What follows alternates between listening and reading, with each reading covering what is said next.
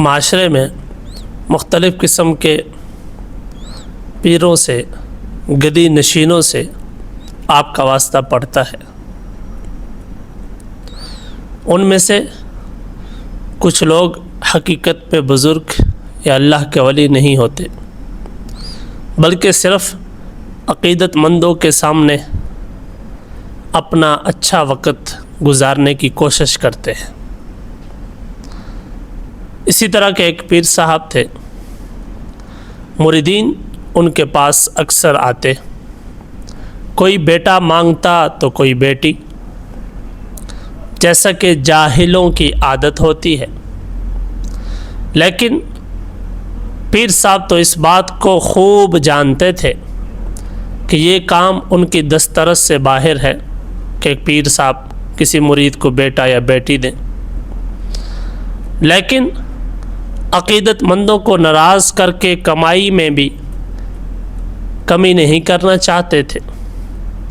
اس لیے پیر صاحب نے ایک ہیلا تلاش کیا، اس کا ایک حل نکالا۔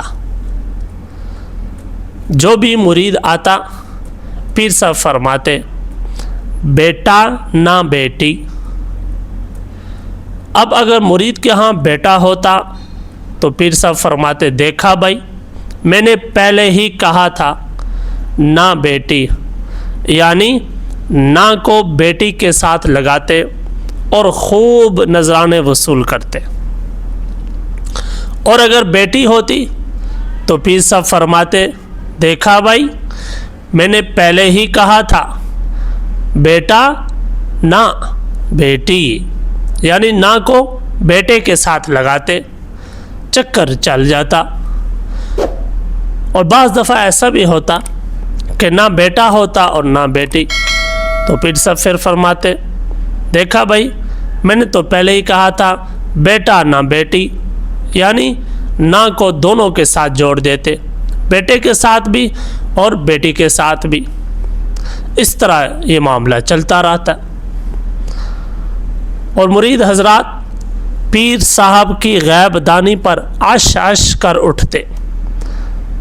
اس طرح نہ مریدوں کی عقیدت میں کمی آئی اور نہ ہی آمدنی کم ہوئی۔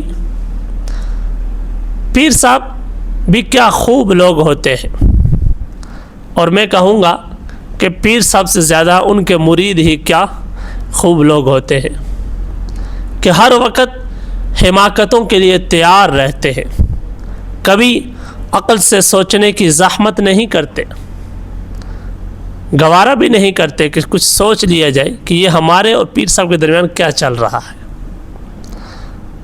اس لیے معاشرے میں آج کل بھی ایسے بہت سارے پیر موجود ہیں۔ ایسے پیروں سے، ایسے پیر بننے سے اور ایسے پیروں کے مرید بننے سے ہم سب کو بچنا چاہیے۔ یہ صرف ایک جاہلانہ عادت اور باتیں ہیں۔ کیا کوئی انسان کسی کو بیٹا یا بیٹی دے سکتا ہے؟ آپ خود سوچیں، کمنٹ سیکشن میں آپ بتا بھی سکتے ہیں کہ آج تک کسی انسان نے کسی انسان کو بیٹا یا بیٹی دیا ہے؟ سب جاہل، کوئی جاہل پیر بھی ہو، لیکن وہ یہ بات ضرور جانتا ہے کہ بیٹا اور بیٹی دینے والا صرف ایک اللہ کی ذات ہے، لیکن اب مریدوں کو وہ ناراض نہیں کرتا۔